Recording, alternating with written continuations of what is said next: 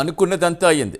రకరకాల కారణాలతో China, Mexico, Canada దిగుమతులపై America అధ్యక్షుడు ట్రంప్ అధిక సుంకాలు మోపుతూ ఉత్తర్వులు జారీ చేస్తారు. తమ దేశ పౌరులను చంపే చట్టవిరుద్ధమైన ప్రాణాంతకమైన మాదక ద్రవ్యాల ఉప్పు కారణంగా ఈ నిర్ణయం తీసుకున్నారని ప్రకటించారు. ట్రంప్ చర్యలపై ఆగ్రహం వ్యక్తం చేసిన చైనా, మెక్సికో, కెనడా దేశాలు ప్రతీకార చర్యలు తప్పవని హెచ్చరించాయి. అమెరికన్ దిగుమతులపై సుంకాలు పెంచాలని నిర్ణయించాయి.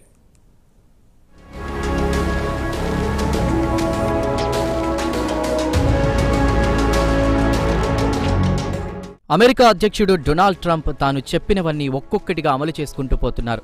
దూకుడుగా వ్యవహరిస్తున్న ట్రంప్ ఇప్పుడు చైనా, మెక్సికో, కెనడాపై సుంకాలు విధించారు. ఈ మేరకు ట్రంప్ ఉత్తర్వులు జారీ చేశారు. కెనడా, మెక్సికో దిగుమతులపై 25%, చైనాపై 10% సుంకాల అమలుకు సంతకం చేశాను. ఫెంటనిల్తో సహా తమ దేశ పౌరులను చంపే చట్ట విరుద్ధమైన ప్రాణాంతకమైన మాదక ద్రవ్యాల ముప్పు కారణంగానే ఈ నిర్ణయం తీసుకున్నానని ట్రంప్ సోషల్ మీడియా వేదికగా చెప్పారు. అమెరికన్లను రక్షించాల్సిన అవసరం ఉంది. అందరికీ భద్రత కల్పించడం అధ్యక్షుడిగా తన బాధ్యతని ట్రంప్ గుర్తు చేశారు. చట్ట విరుద్ధ వలసదారులను, మాదక ద్రవ్యాలు అమెరికా సరిహద్దుల్లోకి రాకుండా చేస్తానని ఎన్నికల ప్రచారంలో మాటిచ్చాను. ఆ మాటకు కట్టుబడి ఉన్నానని ట్రంప్ ప్రకటించారు.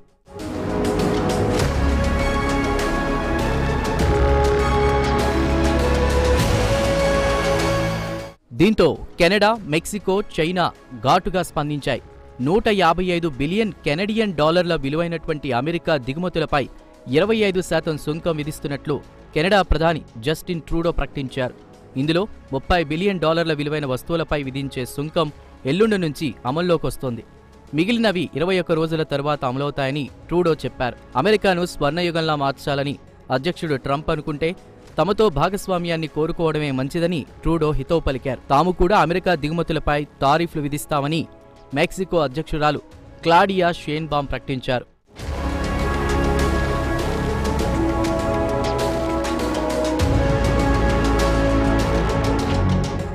డ్రగ్స్ అక్రమ రవాణా గ్రూపులతో తమ ప్రభుత్వానికి సంబంధాలున్నాయంటూ అమెరికా చేసిన ఆరోపణలను మెక్సికో అధ్యక్షురాలు క్లాడియా షేన్బామ్ ఖండించారు. 4 నెలల్లో 20 మిలియన్ డోసుల ఫెంటనిల్ సహా 40 టన్నులకు పైగా డ్రగ్స్ను స్వాధీనం చేసుకున్నామని మెక్సికో ప్రభుత్వం చెప్తోంది. డ్రగ్స్ దందాతో సంబంధాలున్న 10,000 మందిని అరెస్టు చేశామని మెక్సికో అధ్యక్షురాలు క్లాడియా షేన్బామ్ తెలిపారు. తాము పొరుగు దేశాలతో సహకారం కోరుకుంటామని, ఘర్షణల్ని కాదని క్లాడియా షేన్బామ్ స్పష్టం చేశారు. మాదక ద్రవ్యాలను అరికట్టాలని అమెరికా ప్రభుత్వం నిర్ణయించుకుంటే ఆ దేశంతో కలిసి పనిచేసేందుకు సిద్ధంగా ఉన్నామని క్లాడియా షేన్బామ్ తెలిపారు.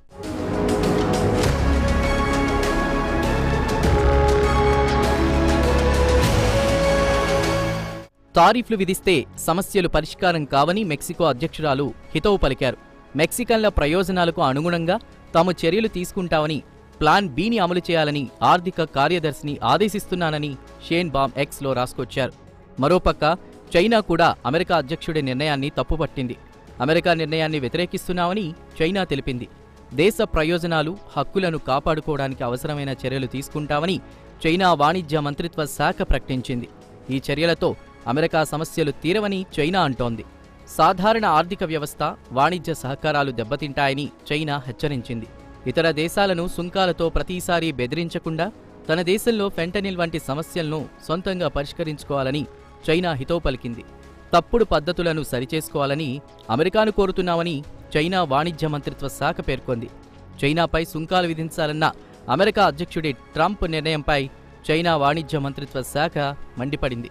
ప్రపంచ వాణిజ్య సంస్థ WTOలో వాషింగ్టన్ నిర్ణయాన్ని సవాల్ చేస్తామని ఆ శాఖ ఆదివారం ప్రకటించింది.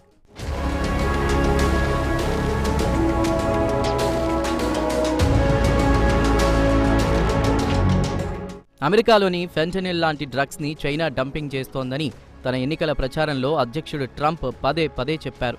కేంద్ర నాడీ వ్యవస్థపై పనిచేసే నొప్పి నివారణగా ఫెంటనిల్ని వాడుతారు. ఇది హెరాయిన్ కంటే 50 రెట్లు శక్తివంతమైందని అనేక నివేదికల్లో తేటతెల్లమైంది. 2 మిల్లీగ్రాముల డోసు కూడా ప్రాణాంతకమని నిపుణులు పలుమార్లు హెచ్చరించారు. దీనికి బానిసలుగా మారినటువంటి వారు తప్పుడు చీటీలతో ఔషధ దుకాణాల్లో కొనుగోలు చేస్తున్నట్టు గుర్తించారు. దీనిని ఇతర మాదక ద్రవ్యాలతో కలిపి కూడా వాడుతున్నట్లు గుర్తించారు. ఈ కారణంగానే తాను అధికారంలోకొస్తే చైనాపై 25% అదనపు టారిఫ్ని విధిస్తామని ట్రంప్ తన ఎన్నికల ప్రచారంలో ప్రకటించారు.